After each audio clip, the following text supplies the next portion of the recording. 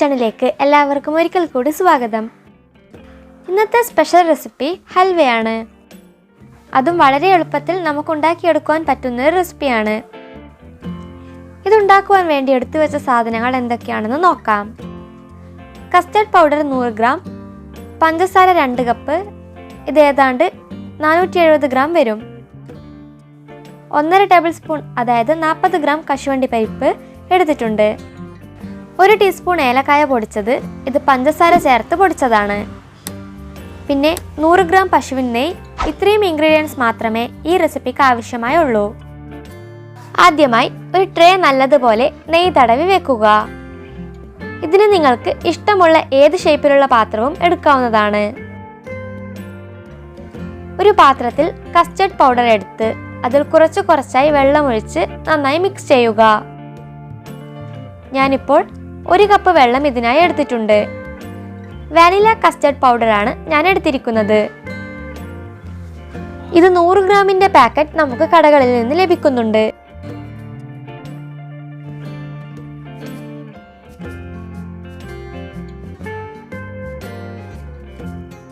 ഒരു non stick പാത്രം അടുപ്പിൽ വെച്ച് അതിൽ പഞ്ചസാര മുഴുവനായും ഇടുക. ഇതിലേക്ക് 2 കപ്പ് വെള്ളം ഒഴിക്കുക. അതിനുശേഷം സ്റ്റൗ ഓണാക്കുക. ഇത് ഇളക്കിക്കൊണ്ടേയിരിക്കണം. ഇത്രയും വെള്ളം ഇതിന് ആവശ്യമാണോ എന്ന് തോന്നാമെങ്കിലും ഇത്രയും വെള്ളം ഇതിന് വേണ്ടിവരും. പഞ്ചസാര മുഴുവനായും അലിഞ്ഞു കഴിഞ്ഞാൽ കസ്റ്റർഡ് ലായനി ഇതിലേക്ക് ചേർക്കുക. ഇനി തീ ലോ ഫ്ലെയിമിലായിരിക്കാൻ പ്രത്യേകം ശ്രദ്ധിക്കണം.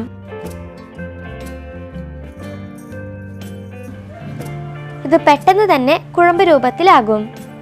തുടർച്ചയായി ഇളക്കിക്കൊണ്ടേയിരിക്കണം.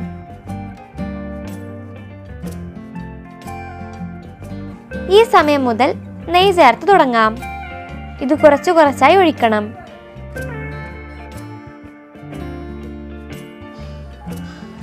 ഓരോ തവണ ഒഴിക്കുന്ന നെയ്യും നല്ലവണ്ണം ഇളക്കി ഈ കൂട്ടിൽ യോജിപ്പിച്ചെടുക്കണം.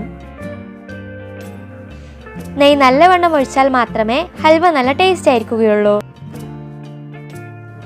എല്ലാ നെയ്യും ഇതുപോലെ ഒഴിച്ച് മിക്സ് ചെയ്തെടുക്കുക.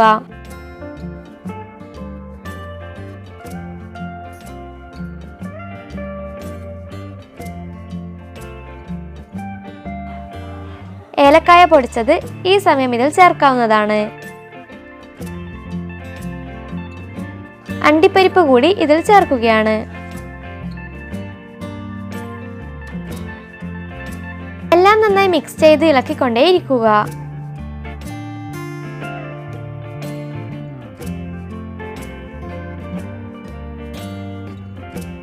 ഈ കൂട്ട് എത്രത്തോളം കുറുകുന്നുവോ അത്രയും ഹൽവ ഹാർഡായിരിക്കും.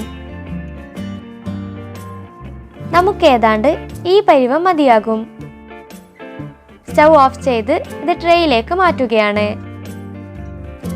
ഈ റെസിപ്പി എല്ലാവർക്കും ഇഷ്ടമാകും. പിന്നെ ഉണ്ടാക്കുവാനും എളുപ്പമാണല്ലോ. അതുകൊണ്ട് തന്നെ എല്ലാവരും ഇത് ട്രൈ ചെയ്ത് നോക്കുക. മുകൾ വശം നിരപ്പാക്കിയ ശേഷം കുറച്ച് ബദവും അണ്ടിപ്പരിപ്പും മുകളിൽ വിതറുക.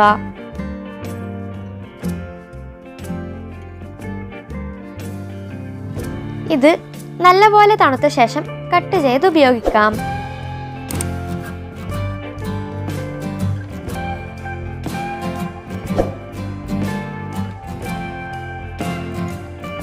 ഇതെല്ലാവരും ട്രൈ ചെയ്ത് നോക്കുക.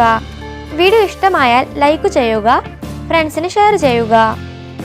ഇനിയും ചാനൽ സബ്സ്ക്രൈബ് ചെയ്യാത്തവർ ചാനൽ സബ്സ്ക്രൈബ് ചെയ്യുക. Thank you for watching the video.